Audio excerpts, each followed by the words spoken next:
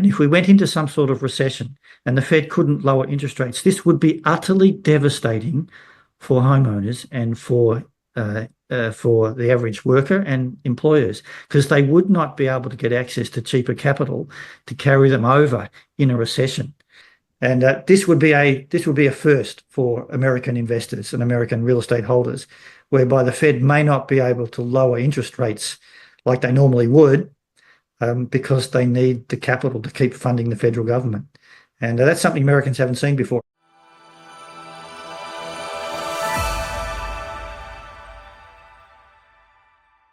Hi, Adam Gower here, founder of GowerCrowd.com and host of this podcast and YouTube show, Real Estate Market Watch, current events through a real estate lens. All I can say about today's conversation is, oh my goodness me, this is incredible conversation. You have to listen to this. I am speaking with Phil Anderson of Property Sharemarket Economics, but he is famous for his book, The Secret Life of Real Estate and Banking, where he goes back a couple hundred years or more and looks at how the real estate market cycles and has identified highly predictable patterns and predicts, actually, based on that research, that we are in the very, very final innings of the current cycle. So his thinking is almost exactly aligned with my own. So if you don't like my thinking, hang up now, basically. But if you do think there's some validity to it, you're going to find my conversation with Phil Anderson absolutely fascinating. We cover all kinds of topics, from current administration's economic doctrines to dollar privilege, to where we are in the cycle. And right at the end of our conversation, the one question, of course, that everybody wants to know is, okay, if I buy into this story, what do I need to be doing? Phil answers that very, very precisely, with clarity, and that also actually dovetails directly into the recommendations that I've been making and some of the actions that I've been doing. So make sure you stick around for the very end of our conversation to hear how he suggests you should be thinking about investments today.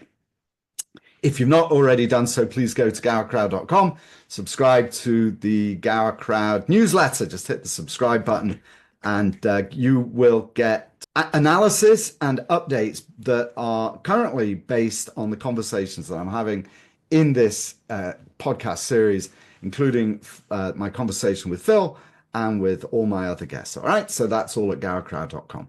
All right, let's get on with it. Phil Anderson, Property Sharemarket Economics. Woof, this is a good one. Phil, it's always such a pleasure to see you. Thank you so much for joining me again today. It's been a while since we last spoke. Go ahead. Hiya. The world has changed dramatically, particularly in the United States, since we last spoke. It was totally unpredictable at that time. But first question, of course, Mr. 18.6 year real estate property cycle. Where are we, Phil, in the cycle right now? Well, Adam, I think it's debatable that much has changed. Okay. Let me start off by suggesting that when I chat a lot, I don't do this so much anymore, but when I do chat with people, I'm just another economist, and I'm just giving opinions and saying my point of view and things. But I would like the viewers just to consider one thing, and that's if I got a pencil here, right? And if I drop this pencil, we know that the pencil's going to fall to the ground, and we know that because the law of gravity, which we accept and which we know from science to be realistic, and we know not even just science, we know from observation, nobody's going to suggest that the pencil's going to go upwards, right? It's just the natural law we accept. In economics, there is also a law that absolutely nobody comes to get anymore, and it's what I call the law of economic rent. And the law of economic rent is to economics what the law of gravity is to science. And the law of economic rent basically suggests, in a nutshell, that all of society's gains, all the benefits, will gravitate in the end to the price of land. And or to the earnings of land, say, and if a society allows the earnings of land to capitalize into a price, and that those earnings as a price, usually it's 20 years of earnings gives the price of land. The banks are then permitted to raise credit based on that price, and we all have to get a mortgage to go and buy our land with a house on top. Then we will get a real estate cycle. Not just we absolutely must. And then the only question you have to ask after that is why the real estate cycle has been so incredibly reliable at between 18 to 20 years. This has been known for a long time. Legendary traders like W.D. Gann and there were other people before him, economists as well, knew that economics had a cycle. Generally it's some sort of decade cycle, but 2 decade cycles into a real estate cycle. And so once we know this, that we must get a real estate cycle, then you can just start to ask, all right, it's regular at 18 to 20 years. Then we can start working out sort of where we are within each real estate cycle. Okay. And that brings us to then your question about where are we? And history suggests that we're running into the last couple of years of the cycle. So when we get to the last couple of years of the cycle, history suggests that usually in the first half of the cycle, which was running from about 2012 to about 2021, that's when the rent has to be earned again, and we need a recovery in it. In the second half of the cycle, the earnings of land, the economic rent, start to manifest itself, and it starts to be spent quite widely. And so the second half of a real estate cycle is usually, or it's always marked by a prodigious increase in speculation. We get the building and announcement of continually higher buildings. We get the world's largest, biggest, tallest. And also, since the time of Abraham Lincoln, there has only ever been a Republican president elected shall I say, there's always been a Republican at the helm into the last couple of years. And in my opinion, here we go again with an alleged Republican, Donald Trump. He's changed the face of that party a bit, had been coming to power. And in my humble opinion, you have the ultimate end to this particular real estate cycle is being played out with an ultimate real estate speculator in the White House.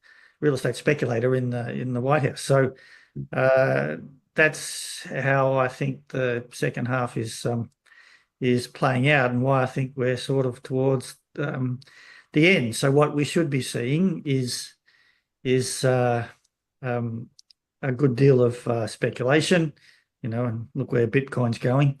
And I found it ironic from my perspective when I look at real estate cycles, and I look at it from a rent point of view and from a land point of view, and not many people do these days. Land's been written completely out of the economic equation, out of economic textbooks. Land is no longer a factor of production, but I think it is. So I found it interesting and somewhat ironic that the first place that a speculator president goes to is where the ultimate economic rent manifests, and that's oil rent in Saudi Arabia, the UAE, and Qatar. So real estate cycle is looking pretty good for me to play out at the moment in the final couple of years. Okay, actually, that's really interesting. Just go ahead and explain that a little, because my question was going to be, You know, like, how does having a real estate guy in the White House? I did notice, I think you said somewhere, the only other time that's happened was George Washington. Well, yes, well, Mentioned. George Washington being the first president, he was the largest landowner in America, if not the world, at the time when he took up the first presidency. So now we have number 47. So it's an interesting bookend at this stage. But just connect the dots for me. Explain this concept of land and connect the dots to to the oil-rich countries of the Middle East and the fact that we have a real estate developer president charging out there right at the end of the cycle. Help me understand why that's important. um, well, the before the First World War, it was generally considered that there were three factors of production that basically produced wealth. Everything you see around you, the books and the background that we have and all the wealth that's in the world. You needed labor, you needed capital equipment, and you needed land upon which to create that wealth. And up until the First World War, most societies were reasonably agrarian still. So land was kind of obvious, and most people accepted that when you studied economics, you studied cyclical behaviour. Along came John Maynard Keynes, and he had some interesting proposals to suggest that the government could actually help alleviate those particular cycles, so that in tough times the government could spend money and recover from the cycle, and then the corollary of that was really with what Maynard Keynes was saying, was suggesting that in good times, government should recover some of that money back, such that balancing budgets again, so that we wouldn't get this wild continual spending by government. So government's become a lot bigger than it used to be. And so it was accepted by most economists that you studied land and you studied those sort of things. And there was up until about 1907, thereabouts, First World War, there was a lot of land reform movements coming through that suggested that to end some of the cyclical behaviour, you could actually tax the land, and you could actually raise some revenue that way. And that's the antithesis of most of the people who end up highly in politics.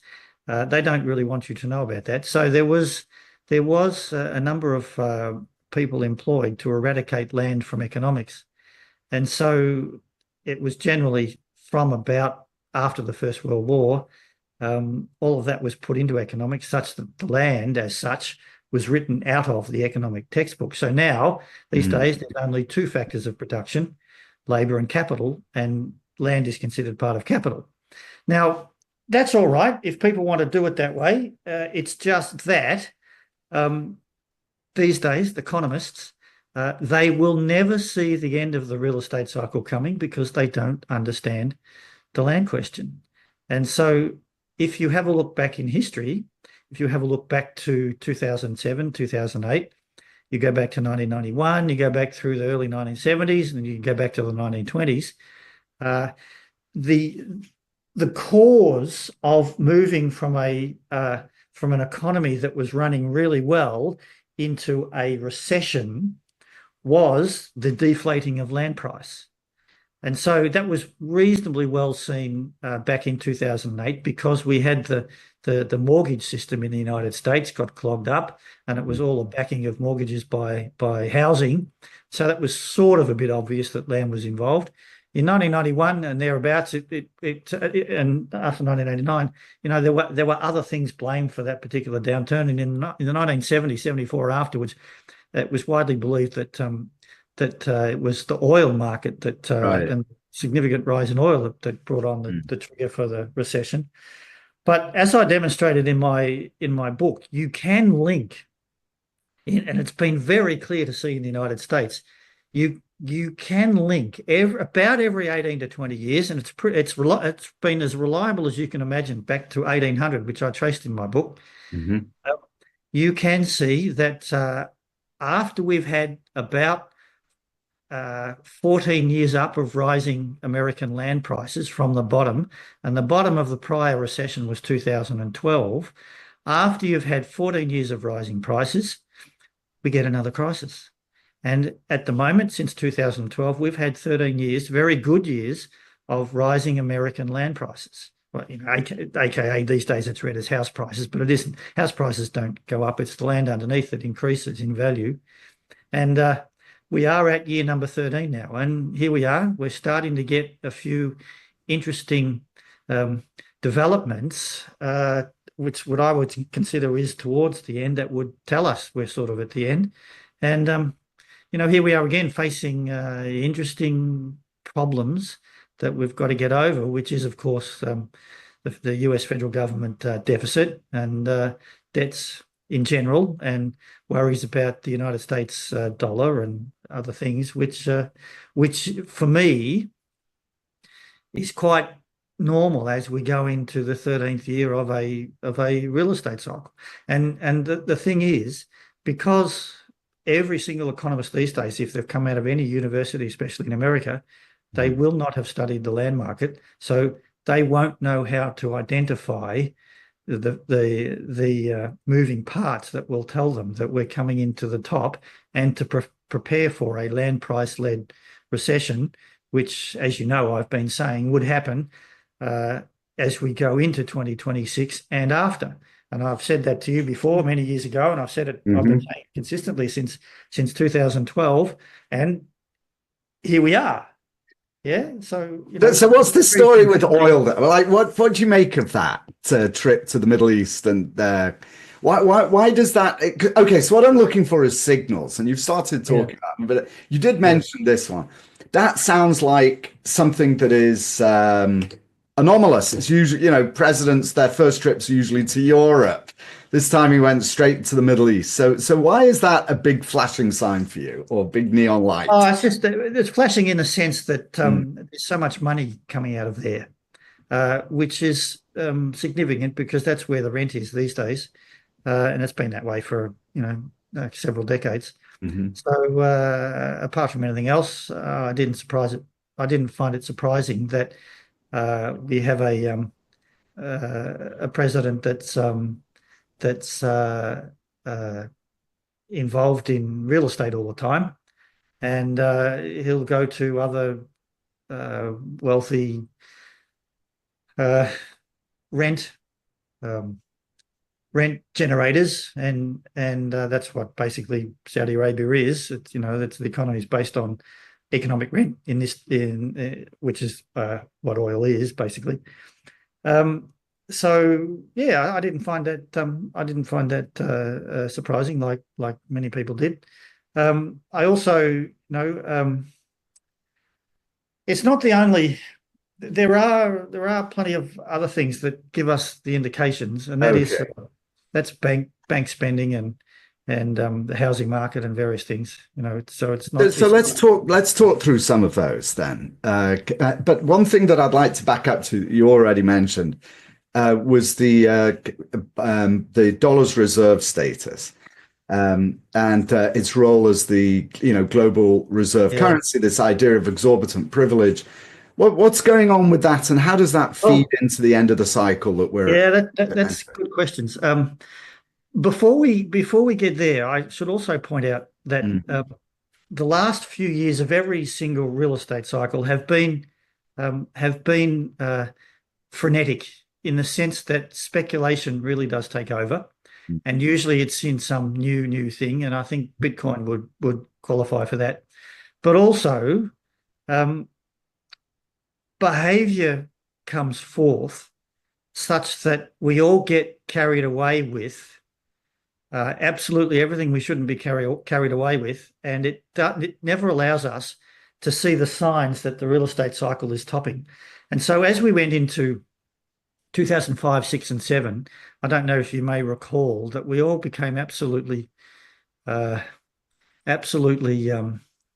don't know the word. We are absolutely overwhelmed by people who were just simply becoming famous for being famous because of all the new things that were happening. We had all the new apps coming out. Then the iPhone launched in 2007. And so you could become, and it was like Paris Hilton, that was just famous for being famous. And we followed absolutely all her moves. I mean, I traveled through the US in, I was still I still putting together my book, and I came over once a year, and I loved coming there all the time, and I went to a different state each time for about a decade. And I specifically remember being, because I was in St. Louis and I was researching Roy Wensleek and other things, and this was 2005, 6, and then 7. You could not travel through an airport without catching sight of Paris Hilton on the TV. It were absolutely staggering just what was going on. And then you come to today, and we have an American president that does things quite different, and it's probably good to have something refreshing in the White House from time to time. But from his Worldwide Wrestling Federation days, where he's spent learning how to polarize society and get people rolled up and emotional, this is exactly what he's doing. And so everybody is focusing on what the president is doing, what he doesn't do, what he does do when he accepts a 200 million or 300 million aircraft. Is this unethical or is it not? And I don't have an opinion either way. What I look at is all this behaviour as a very clear signal. And as we go further into it, absolutely everybody's going to get heavily involved or polarised. You're either for Donald or you're against him, and you don't see the wood for the trees, and so you miss what all that's trying to tell you. And what it's telling you is we are coming into the final years of the real estate cycle, and it could be it's going to be an interesting time for the American citizens. And in my humble opinion, I think knowing about the real estate cycle is something that you should know, because this time in the United States, and as you may remember, I've been saying this for some time as well, this time in the United States, the American citizen might be ending up with something that they've never seen before. And most other countries around the world would be familiar with this sort of development, especially third world countries, in the sense that there's a lot of people a lot of countries that when they get into trouble, especially dictatorial places, and like, Turkey's been developing as such it is at the moment, the countries find when they enter a period of recession or a downturn, their central banks are unable to lower interest rates, because doing so it then fails to attract the capital that they need to keep the country paying off its debts. Now, we have a very interesting situation at the moment with America's, dollar privilege. Basically, the way the American dollar is used, the Fed can print dollars, to as many dollars as it wants, and you don't have the same economic rules apply to the actual country. I mean, Australia, to pay for everything it wants, Australia cannot print Australian dollars. Australians have to we have to produce stuff, put it into US dollars, and then buy the stuff that we want in US dollars and then bring it back into Australia. America doesn't have to do that.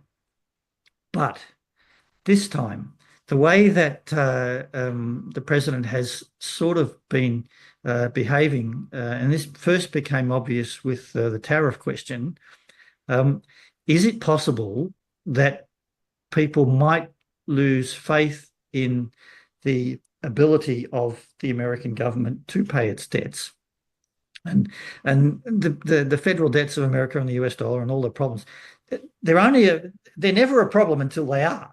And right up to today, nobody's ever been worried. Nobody would ever question whether the US can actually pay its debts. I mean, of course it can. It's a big country, the biggest, and various things. But the current president has been misbehaving a little bit to the allies, but that's of course a perspective that may or may not be realistic.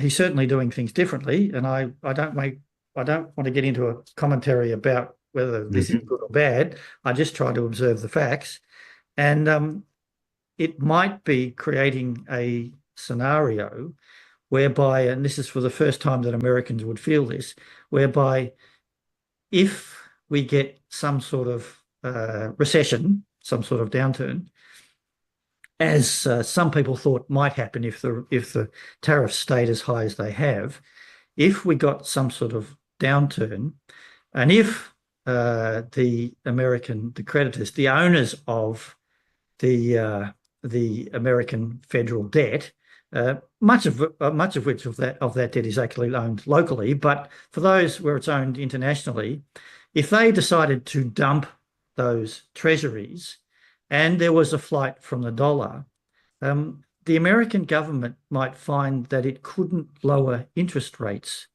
to fend off the recession because they still have to offer higher interest rates for people to be interested to buy the treasuries. Mm. Now, that would be a scenario in America that's never happened before. And if it did happen, if we went into some sort of recession and the Fed couldn't lower interest rates, this would be utterly devastating for homeowners and for the average worker and employers, because they would not be able to get access to cheaper capital to carry them over in a recession. You sort of see the significance of that, right? You see, we're already seeing it, aren't we? Yes. Yes. And so what are the signs that we're seeing? Yeah, go ahead. Well, for the first time ever in, I think it was early April, this is what forced Donald Trump to think about what might be happening. We did see that the long bond went up, not down, as the stock market tanked. Now, I've had plenty of people over the years ask me back in 2016, 17, I'd explain the real estate cycle. I'd explain that by 2026, we should be expecting to see signs of a probable downturn and things. Somebody would ask me what might cause the next downturn. And I was often saying to them, well, it would probably be the size of the federal deficit, bringing problems with interest rates and the US dollar. Now, of course, you now have a Republican Party that's wanting to pass an awesome tax bill, and I'm not against lower taxes is probably a reasonable idea, but if you want to take the deductions from the poor, and so the rich can get even more wealthy, some might doubt that. It might create a bit of a complex issue, and it does bring forward then again from the bond market about whether this really can be afforded. And hence why I get back to number 47 in the White House. And again, I don't want to be perceived as criticizing things, because it's very easy to do. The current president, I think he's probably had some decent ideas. For example, let me sidetrack for a minute. Getting the federal government out of education. Well, here in Australia, I'm in Indonesia, but Australia, my home place, that's run by the states. I mean, that's fair enough. And having lower taxes on most people and not taxing tips and doing some of these things and rethinking the way wars are done, and kudos to the current president to, at least he's talking to Ukraine and Russia, and that hasn't been done before, and he's trying to bring the two together. I don't necessarily agree with how it gets done, but at least something's done towards it. But at the same time, with his signature policy, if he wants to put tariffs on lots of countries to raise revenue, to then use it to offset a tax cut, well, tariffs will slow down trade. It will cause a rise, even if modestly, in some prices. And then to use that to pay for a tax cut that will then make the deficit even more significant, you are going to get the bond market to start to question that. And we could get what was commonly referred to as a Liz Truss moment, whereby explain what that is, will you? Because that's when she tried to introduce. Yeah, that's when as the United Kingdom Treasurer back in 2022, she tried to introduce substantial tax cuts that the bond market in the UK deemed unfunded, couldn't be afforded, and so the interest rates went up. Right, catastrophic, because it meant much higher borrowing costs and indeed more expense for the UK government paying interest on that. And the pound tanked as well, didn't it? Yes, correct. Now, the pound isn't a reserve currency as such and things, but this could start some sort of cascade moment, right? So we do have to start watching that. Now, the significance of that for me is, yes, now, all right, we have an interesting situation, but normal economists will look at that and they'll say, yes, well, you don't want the US government, federal government having higher borrowing costs and various things. But the way I look at it is, uh, if President Trump had tried this, and he sort of did back in his first term between 2016 and 2020, back in that at that time frame, in those 4 years, according to what I do and the way I calculate from a real estate cycle perspective, that was the strongest part of the real estate cycle where it's most productive. So nobody would have raised the same issues about where we are now, which is the end of the real estate cycle, whereby we are looking at what normally happens into the 14th year of a real estate cycle. We get a land price top, then we turn over. That's what everybody will miss. And if it does turn over whilst we get the same problems happening with tax cuts that are basically unfunded, makes the federal deficit worse, and people start moving out of the dollar and things, this is going to make this has the potential to be a very serious downturn, simply because land prices, they've already been up for 13 years in a row. History suggests, back to 1800, which I document very clearly in my book, history suggests that after the 14th year, you get a downturn. And if we get a president and a Republican Party embarking on policies that could make that downturn worse before the downturn starts, well, then we are in a significant place. Yes, and that's why I, with my work, why I encourage people to understand the real estate cycle. I don't get into anything about changing the world. I just show them how the real estate cycle works. I offer them a different scenario about being prepared for these things. And here we are. Very interesting. Bill, just to put your mind at rest. Yeah. And I also think about this all the time. You know, it's very difficult to talk about, especially the current administration's policies and economic doctrines, without being political. Yes. But the entire point of this season of conversations that I'm having is to look at what's going on through a real estate lens. So dispense with any kind of political concept. How does this affect real estate? It's the only thing that matters. So then you can basically eliminate politicization of the conversation. How does it affect real estate? That's the only thing that matters. So with that in mind, we're now ready for a downturn, and anything that happens from here on that could make the downturn worse, which would be a significant increase in the federal deficit, which would be where interest rates couldn't be lowered. That would be devastating for valuations in the real estate market if that happens. And this would be a first for American investors and American real estate holders, whereby the Fed may not be able to lower interest rates like they normally would, because they need the capital to keep funding the federal government. And that's something Americans haven't seen before. Australia's familiar with it. Lots of other nations are familiar with it because we have to deal with those normal economic policies. But it hasn't usually applied to the US in the past because the US has a dollar privilege. I hope I'm making sense here, right? Yeah, absolutely.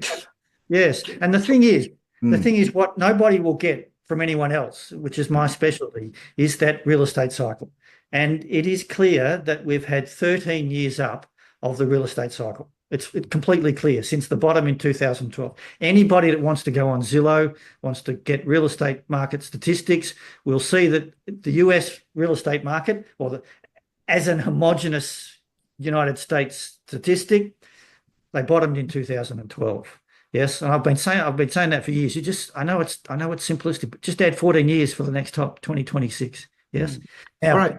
Yeah, go ahead. Yeah, sorry. Yes. So let me ask you this then. So one of you talk about so there's nothing anyone could do to stop the cycle from going through its natural course, but there is plenty that you can do to either soften it or make it worse. And the case that you're making is some of the policies, the economic doctrines coming out of 47, out of the White House, are looking like they could make it worse. And here's one. So what about the impact of the federal independence of the Federal Reserve and on stability and how deep this could go, and the pressure that Trump is placing on the Federal Reserve to lower rates at a time when it doesn't want to, and as you've said, in an environment where potentially it simply cannot? Yes. How do you Well, deal with that? we haven't hit that scenario yet. Mm, So there could be room over the coming months if things get a little bit stressed. I think there could be room for the Fed to lower rates. I personally think there probably is room, and the Fed is usually behind the curve. So it wouldn't surprise me to get into towards the end of the year, even after June, July, August, to possibly see the time come for doing something like that, which will just send investors into overdrive because lowering of interest rates capitalizes immediately into higher land prices. Um, a a reduction of taxes because Adam Smith clearly showed that all taxation is at the expense of rent. So a dramatic lowering of federal taxes that will capitalize into land price. So there's every reason why land price will keep going up at the moment. So the timing isn't quite there yet. We're having these things at the moment that we're looking at, like the doubts on the dollar and various things. But I think we'll overcome that reasonably okay, sort of, but the pressure will always be there because this time we are at the end of the real estate cycle. And it's not only, I think what's more significant, mm. um, other than just the independence of the Federal Reserve, there's plenty of people in the Republican Party, I think, that would like to see the abolition of the Federal Reserve. I don't have an opinion on that, really. Me personally, I don't think it would make a great deal of difference whether the Fed's there or not. But more significant, I think, is how the Republicans, and this is why it's been so significant to me, right back to 1868, when towards the end of every real estate cycle, a Republican comes into government, the very first thing they do is get rid of all bank regulation. It's the very first thing they do. That's exactly right. It's exactly what's happening right now. And Exactly what. therefore, what does that do, Phil? Come on. Well, it means that not Secret only do life they of get. real estate and Yeah, banking. yes. Feel But it. not only do they get rid of the regulations, I show people it's on the front cover. I describe in about 3 sentences what the whole real estate cycle is. It's about recovery, and then the banks doing absolutely everything they can after the recovery to get rid of all the rules and regulations so that they can go back to full banking lending. They can have another crash. Yes, Exactly. precisely. And so, here we are. So, Isn't that um, funny? yes, and so not only. I say it's so fascinating. I'm so happy to talk to you, Phil. You're like the only person that I feel like is speaking a reflection of my own thoughts, like on every single level. Yeah. Yes, yes. And so not only are we rid of the regulations, but we're rid of the institutions that measure some of the statistics that an investor would need to see to help judge where we are in the real estate cycle. So no longer will banks be declaring their loans. No longer they'll be doing absolutely everything to hide the figures. Should things get worse, they won't make this public. This is all the stuff you need to know. But if you know what the real estate cycle is and how it behaves towards the end, you can come to expect the fact that there'll be less regulations and there'll be less statistics come out, the sort of things you need to know. So hence, rely on the real estate cycle and study the land market, not banking. You study the land, not the banking, because the land is even more important than banks are. And so So, let me give you, yeah, yeah, keep on going. I should let me give stop you an talking. example of why you can study the land market and relate it to the real estate cycle. And this is where the great W.D. Gann comes in. Gann was a stock market trader back in the early 1910s, 20s, and 30s, back the last century. Mm. Um, I think he has to be possibly one of the smartest men that ever lived with the work that he was doing. In a nutshell, Gann worked out how to read a chart. He worked out that the stock chart, the prices that you see, the bar charts and the line charts and everything else, charting the stock market, US stocks and the indices. Gann worked out that there is two sides to a chart. There's both the price and on the bottom axis the time. And he found out that whatever you do with price, you can do with time. It's absolutely staggering and unbelievable. And that helped him determine how he could read charts to tell him where he was in certain positions. Now, to bring that back to the very basic and simple level, back in 2023, you might remember that the Silicon Valley Bank collapsed, and then generally there was big fear in markets because everybody said it would lead to another banking collapse. Everybody was thinking of what happened in 2008. But what was happening at that particular time in March and April, as the banks tanked, as the internet banks at least tanked anyway, US house builders, stocks like Lennar, Toll, DB Horton, I think was another one. Those stocks, amongst others, but those particular three, because they're three of the biggest, they were what Gann would have suggested. The prices were accumulating at highs. And so that was telling you that it looked like the housing market was going to go very well. And in April, whilst all the people were focused on the banks, in April those stocks broke out into all-time new highs, which from a Gann perspective would tell you that in 9 months or 6 to 9 months' time, the market believed, that the people who studied the housing stocks, those people in the market believed generally that in 9 months' time, those housing stocks would release good news. And that when the good news did come out 6 to 9 months later, the stocks had already priced that in. And that's one of the secrets to being able to read all about stock prices. Now, I happen to know from my studies of the real estate cycle that the index that peaks first are US housing stocks. Now, they peaked back in 2005, and they peaked first back in 1987. They generally peak about 2 years or a year and a half before the land market, which peaks a little bit before US stocks do. Now, if you think about that scientifically, which is why which gets me back to this pencil, and it drops. The law of science says that it drops downwards. The law of economic rent is all about land prices and where prices capitalize. Now, if you think about this in just an earnings perspective, scientific if you like, but the reason why they peak first towards the end of the real estate cycle is because that's the analysts having worked out that because land price has become too expensive, the profits of house builders can no longer be sustained in an upward direction. So the market will start pricing in lower earnings because they're having to pay too much for land price. And so that's what you can do when you understand that land is a third factor of production, which never ceases to amaze me. Almost nobody in the United States does this. Now, there are plenty of very smart analysts on the stock market in the US, very smart people, and they are quite capable of suggesting that the housing market, the land is now overpriced. And if you have a look at Lennar and Toll and DB Horton, their stocks now they're not trending up. They are now trending down, and they're breaking into new lows. Now, the analysts are smart there. They're not dumb people at all. They've worked out that there'll be lower earnings on that. The brilliance of what you can do when you understand the land market, and this is all in my book, is that you can put that knowledge within the context of the real estate cycle. And if that starts happening after we've already had 13 years of rising land prices, it tells you the cycle's coming to the end. And that's the noise we got. That's what we got when we filtered out all the noise. That's what happened in 2005, because that's when the housing stocks peaked last time. And this is very clear in the chart. You can see at the highs and lows that they peaked last time in 1988, I think it was.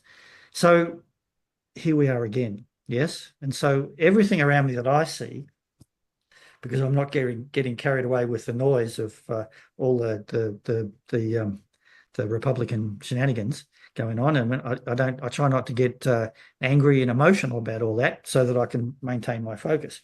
Yeah, good for you. We are coming into the 14th year of the real estate market, and the first indicator, housing stocks, is telling us that we might be close to the peak. Deregulation, reduced taxes, a possible drop in rates. Is it often that at this final stage of the cycle that there is a burst of optimism and enthusiasm that it's like the last burst of fumes in the tank that just give you that push of energy? Is that something you're familiar with? Yes. Well, imagine if Bitcoin goes to 500,000. Then maybe even a parabolic rise to even 1 million. Imagine people all the money that they're going to have. All that's going to go into real estate, because the Bitcoin with the current administration, and with the banks not any more subject to any regulation, they could easily start accepting Bitcoin for mortgages and for housing. And you have another scenario at the moment with a stock like MicroStrategy. MicroStrategy and the directors behind it, they are borrowing money to buy Bitcoin, which supports a rising price of MicroStrategy, which means they can then buy more Bitcoin, and the process just snowballs up. Mm. We have had a number of stocks, a lot, that are now via the SPAC vehicles, listing on the US stock exchange, and the president's two sons and the president himself have been involved in these, where they're going to copy the MicroStrategy strategy. And so this is one reason why I think you're seeing the price of Bitcoin go up. At the end of the day, this could push prices to enormous highs. That is a pyramid scheme, pure and simple.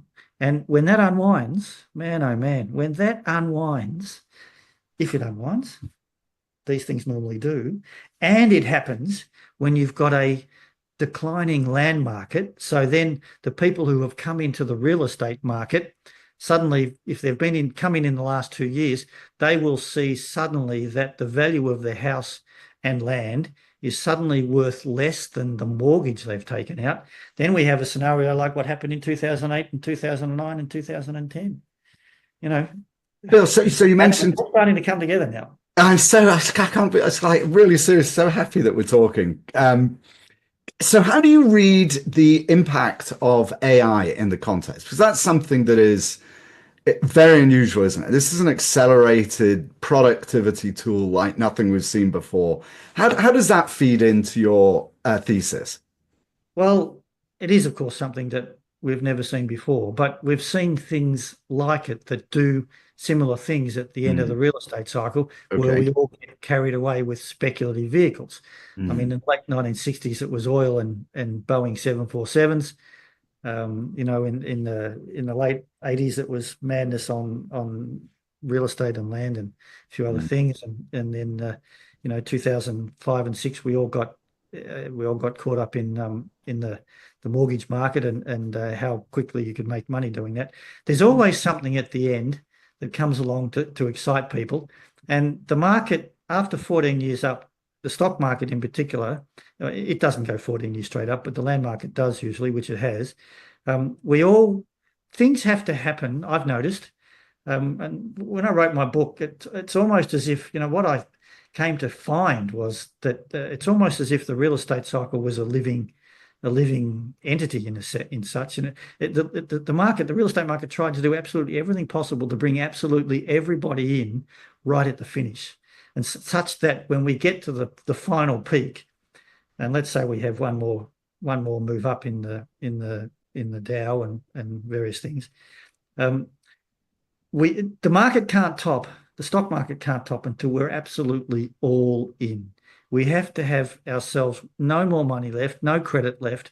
We just have to be all in, because that does bring about the top, really, where there's just nobody underneath to just keep pushing prices up. Yes, we have to have that.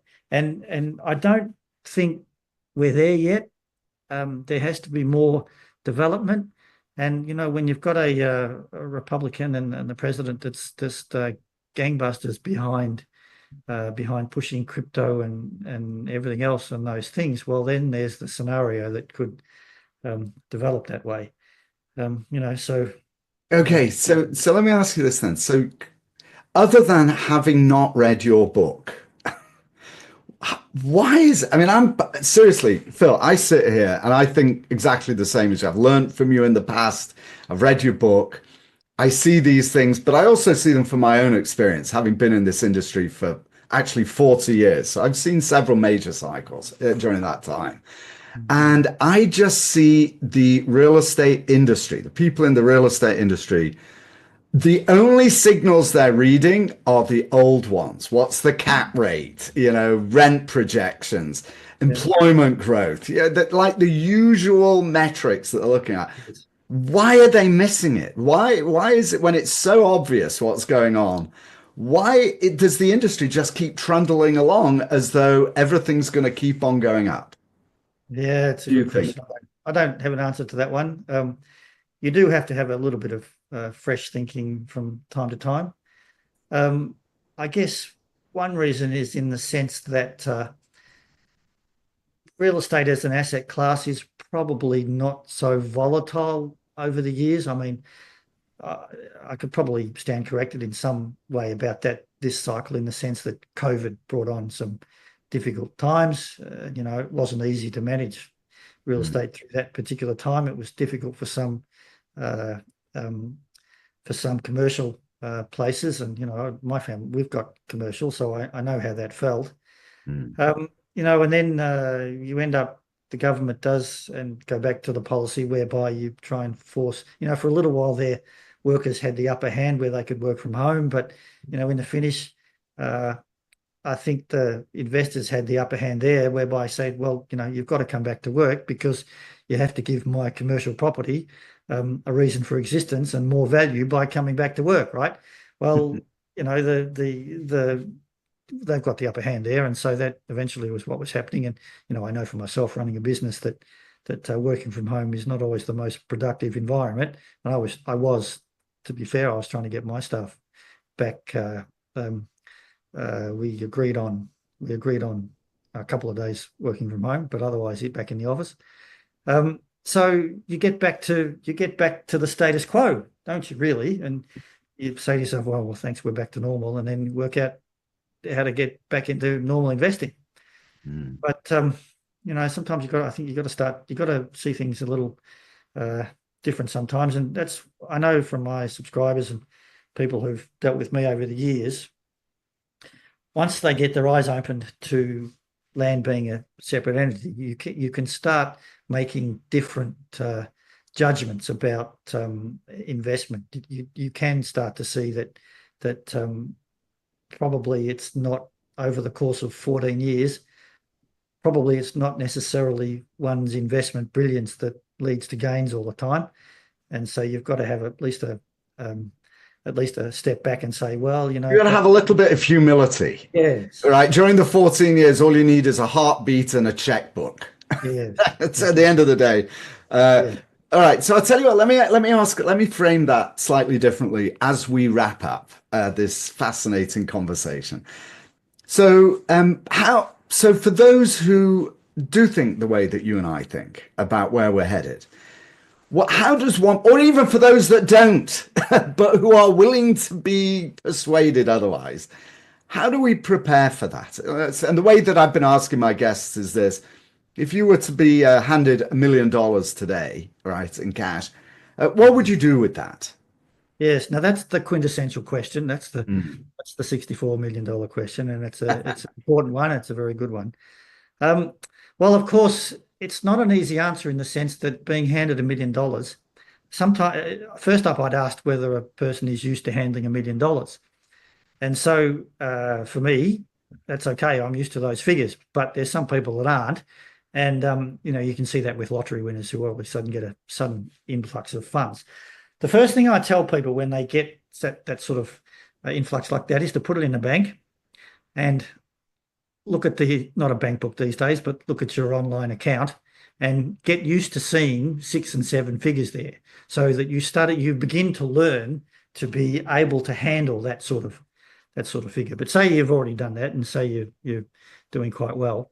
My answer right at this current time in the cycle would pretty much still be the same. I'd have it in the bank, and I'd be very wary with it, because what I call the winner's curse of the final 2 years of a real estate cycle, the 14 years up to the last 2 years, so years 13 and 14. You have to start preparing for a probable downturn, and all the indicators I look at, some of which we've discussed, are telling you that's what you need to be looking at now. This is the worst time possible to go into even more debt. It's the worst time possible. So that's step number one. You do not take on any more debt, certainly at interest rates that might be going upwards, perhaps. So that's really the first rule. The second thing is you've got to get yourself into a perspective and into a zone whereby you can cope with property prices coming down by about 20%. They're different in different areas, and that's just a general rule. But you should be able to have a portfolio that's supportable at prices that might come back 20%. just as a general guide. If you can do that, you're quite well placed. But of course, I also suggest, and I'm not a supporter of, once you've bought property, I'm not a supporter of selling unless it's just a really bad investment and doesn't have the earnings, but that depends on individual investor. You've got to get to the scenario whereby I suggest to people that they have to start getting themselves in a mode of presentation that will make them look exemplary to banks where the money is, so that in the inevitable downturn, when the downturn comes, if it comes, if it does come, we might be looking at a bottom after 2028, let's say 2031, thereabouts, because years ended in one. You go back in history in America, years ended in one have just about always been in recession. So basically it's 4 years. So it started in 2008 and the bottom was 2012, wasn't it, the last one? Yeah, that's right. Yes. So I think, again, we're starting in 2028 back into 2031, 32. So just assume that history's, perhaps not assume, but history looks good for a year ended in one to be a recession. So by that time, you've got to be in a situation whereby you can step into a bank and say, listen, I've got a good portfolio. It's stood up well. I've got plenty of cash. I'd like a loan. Because as we know, and I found this out last cycle as well, when you're making investments, certainly at the lows, you run out of cash pretty quickly. It's not endless. And so you do need to have access to the credit. And if you can have the ability to have good access to credit when the banks won't be looking at anybody else, that's the time when you've got to be buying. So that's the time when everybody else will be screaming and having trouble. Excuse me. So that gives you then the chance to be able to, because there'll be plenty of willing sellers. So you find the best location, the most willing seller, and it's a buyer's market. So then you might be having a good opportunity because you'll be well placed either with cash or decent credit allowance. So that's sort of what I try to show people. Phil Anderson, Property Share Market Economics. Yes. Thank you so very much for your time today. It's such a pleasure to see you. I really appreciate you joining me. Yeah. Well, thanks, Adam. It's been great. All right, that was Phil Anderson, Property Share Market Economics. Phil, super good to see you again. It always is. I do love talking to you and hearing your views, mostly because they, as I said during our conversation, they just mirror my own point of view. And it's just nice to find somebody who actually speaks the same language that I do. Sometimes it can be quite lonely out there with everybody else trundling along as though nothing was happening. So thanks for joining me. And thank you too, dear listeners and dear viewers, for joining us today. I'm sure you found it of interest. If you're still listening now and hearing me say this, you've made it all the way through. So you know that we're onto something here. So if you would like to stay on top of what's going on in the real estate world and you have not already subscribed to my newsletter, just go to garacrowd.com, subscribe there. It's totally free. It comes out as often as I put these podcasts out, and you can always unsubscribe, of course. But I am trying to help guide you through these uncertain times with some conversations with brilliant people like Phil Anderson. So subscribe there at garacrowd.com. Okay, that's all I've got for you this week. Until next time, this is Adam Gower signing off.